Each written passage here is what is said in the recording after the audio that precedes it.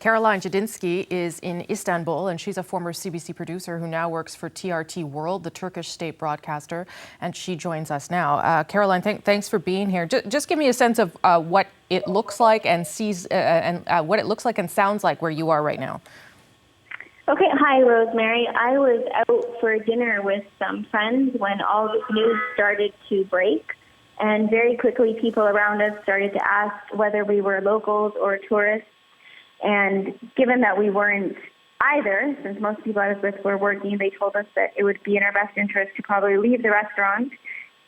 And so we did, and we started making our way, and we saw lineups at some of the ATMs in the area, so we were told to withdraw our money, which I withdrew whatever I could from my Turkish lira account. And then we also saw lineups at some grocery stores, so we got some vegetables, I guess. None of us really know what is going on or what this means. We're just following the lead of what people around us are doing. So you're a journalist there. Maybe you can give me a broader sense of how Erdogan is viewed.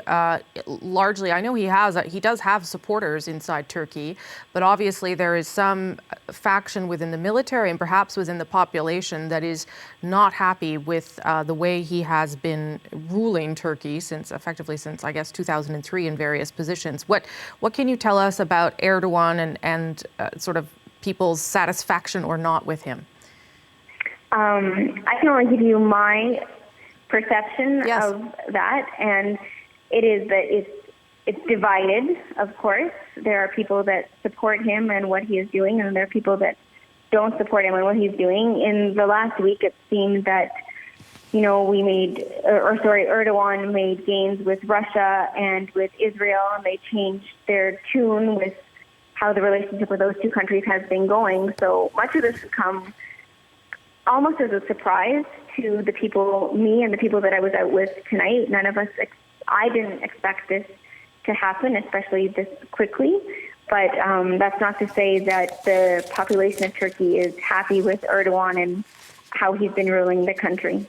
He has been particularly, if I understand it, difficult with journalists. He's been cracking down on the free press and reporting. Do you have any experience or insight into that?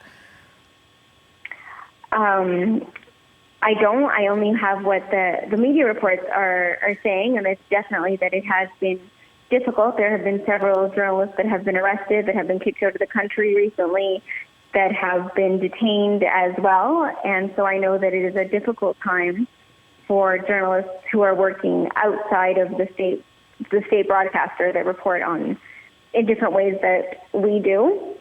It's definitely not the way that I'm used to reporting on news as a journalist in Canada. We have freedom of press, and that we're not worried about reporting or any backlash or prosecution from what we're saying here. It's definitely it's a totally different world. Have you, obviously we've seen reports of, low-flying military aircraft, tanks in the street. What have you seen from that perspective, Caroline?